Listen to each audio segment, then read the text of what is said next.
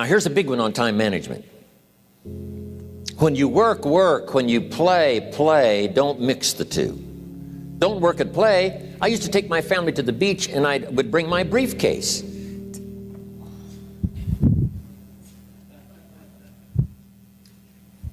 I learned not to do that. Or at the beach, I'm saying I should be at the office. I should be at the office. Now my family's upset because I'm at the beach and I'm thinking office, office, office. Now when I'm at the office, I'm thinking what? I got to get my family to the beach, the beach, the beach.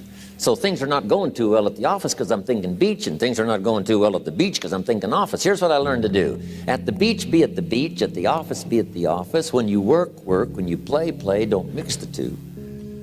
Don't work at play. Now here's one of the most important ones. Don't play at work. Work is too serious. You don't want the reputation of being the office joker. It's not a good one. Yes, there's time for some pleasant stories. Yes, there's time for a little humor. Yes, best if it's a happy office, of course. But I'm telling you, you got to be serious about work because you're parting with a piece of your life for the work you do. Your work costs you a piece of your life. Here's what it's called. Serious business. Not grim, not unhappy, but serious. Key. Don't play at work. The old expression, I don't think we use it anymore, horse around at the office. Play around, play jokes, play tricks. No place, not at the workplace. At the beach, yes. At the bar, yes. Somewhere else, not work. You got to treat work with all due conservative passion because it's leading you to your future. Here's another key phrase. All work is good. You may not like your job, but if it's the stepping stones to get you to where you want to go, you got to appreciate your job. You don't have to have a passion for your job. Here's the ultimate passion, a passion for incredible success in every department of my life. That's the passion. But don't look down on some menial job you have to do to finally get you to where you want to go. No job is menial. No job is not, every job is noble. Training life for pay, making a contribution to society. Next, analyze how you are. And if you have some weaknesses, if you can't, doesn't seem like you can change, here's the key, get it covered. I used to keep promising myself I'd keep the books, keep the books, keep the books. Finally, I gave that up. And back then, it only took me an extra 50, 60 bucks a month for some accountant to keep the books. I said, no, I'm going to save the 50 bucks. You can't believe what I started losing in productivity because I tried to save the 50 bucks. So the key is a lot of the time you can stay like you are, but just make sure you get it covered. Okay. Next, beware of the telephone and all other systems of communication, especially the telephone at home and systems of communication at home. And here's one of the best lines I've got for you for the weekend. Let all communication systems serve you, but don't let them intrude. When it comes time to have dinner with your family, you shut off all systems, unless the ones that can take messages silently. Don't let the phone ring. Don't let anybody intrude, come through the front door nor the back door, nor through the telephone or any other device. So you can't reach John and his family when he's having dinner. The President of the United States couldn't get through. If you develop that kind of a reputation, father, mother, when we have dinner, when we're visiting and have this time with our family, nothing intrudes. So don't let these clever little devices keep intruding. You've got to have a place that's sacrosanct, it's valuable. You don't let anything in for that period of time. Okay. Isn't that good advice? Excellent advice. Here's the next one. Read all the books. You know, I've only got a few notes here on time management, but if you've got some particular challenges, you run a big organization, a big corporation, you've got some challenges, there's plenty of books. Now, here's what's next. Just be more alert to the things that might be stealing your time.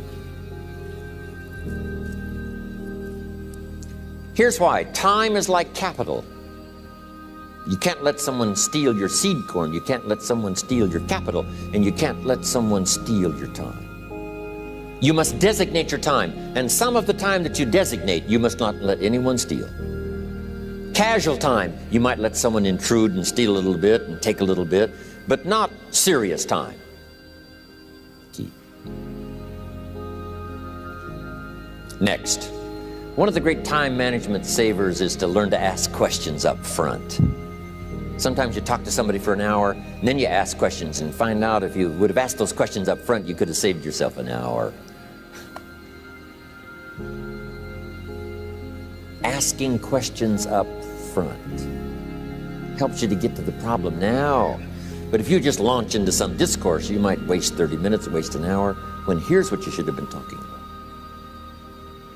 After you finished an hour, you say, John, what's really the problem? He said, well, it's something personal. See, that's what you should have been talking about this whole hour. Okay. Next, learn to think on paper. Then we're going to take a break. Some ways to think on paper. One, we've covered one. Solving problems. Take it out of your head and put it on paper. Another one is setting goals. Making these lists we've already started. Here's another good way to think on paper. It's a projects book. Each person you're working with and each project you're working on, get a loose leaf binder and a tab and some pieces of paper behind the tab and do a little continual summary of how it's going between you and that person and between you and that project. I call it a projects book. It is so useful to me. But what's going on between you and this person? When you last got together, what did you talk about? And you got a few notes there. Here's what we talked about the last time we got together. Now when you get together again, you can review that so you'll know better what to talk about. When the president gets ready to travel and he's going to meet some important people, guess what they bring him? All these briefing books. Right? The last time you were with Khrushchev, Kennedy is informed. Here's what he said and here's what you said. Kennedy said, oh, that's valuable. I need to remember that. If a person is important, it's worth a little running account. You might even have a projects book for your children. Here's what's happening between me and my child. We've talked about this, and we've talked about this, and we've talked about this. Next, a day timer. Keeping track of all of your appointments. You know, mine is all filled with, when to catch an airplane and when to do a seminar, and when to sit down and have a conference, all the rest. Next is a game plan. If you've got a house and the, insurance is going to come due and some other things are going to come due, you just put it on a spreadsheet and make sure it's taken care of. Key phrase, take things out of your head and put them on paper. And the key is to just experiment with different ways that helps you to do that. Now here's the last one, thinking on paper, and that's to keep a journal. One of the things I'm known for around the world, have been now for 39, 40 years, is keeping a journal. Now my journal is not a, it's not necessarily it's not like a diary. It might be part diary. I'm flying over Ireland and I write down a few little things that impress me. Today I met this person. Wow, what an extraordinary event.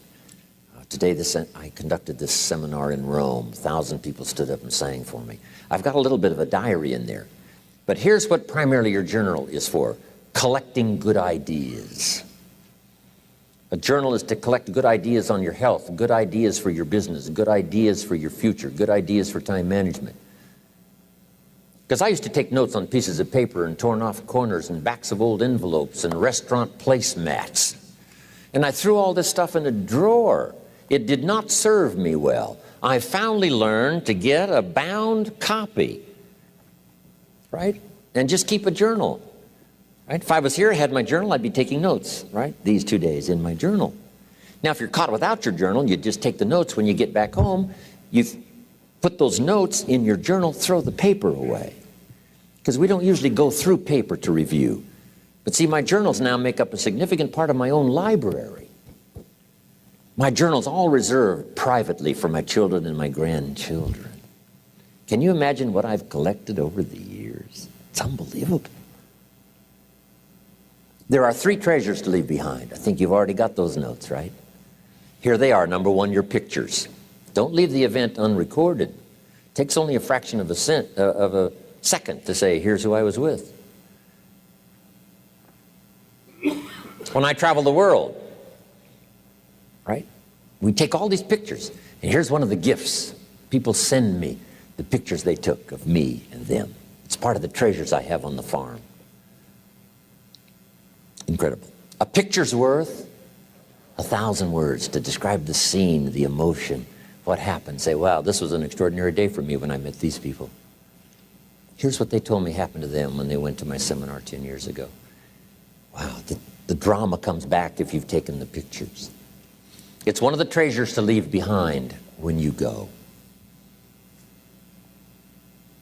Remember the old photographs that we have now of, 100 years ago, 70, 80 years ago, just a few photographs? What would it be like if you had thousands of photographs of the past, of your history, your mother, your father, right? Grandparents?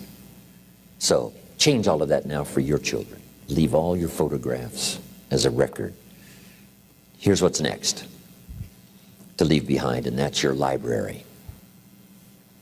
The books that changed your life, the books that changed your health, the books that rescued you from oblivion, the books that you passed on to other people, they were so exciting for you, the books that made you financially independent, the books that developed your leadership, the books that gave you wisdom to ponder when things were tough, the books that got you through the winter, the books that helped you to plant in the spring and harvest in the fall. What a treasure to leave behind. If you do that, here's what's for sure. Your books will be more valuable than your furniture. Wow. Now the third treasure to leave behind is your journals. The notes you took that helped you to live life as you lived it. Long after you're gone, a treasure that children, grandchildren, great-grandchildren will find so fascinating. They may use it to help guide their own life.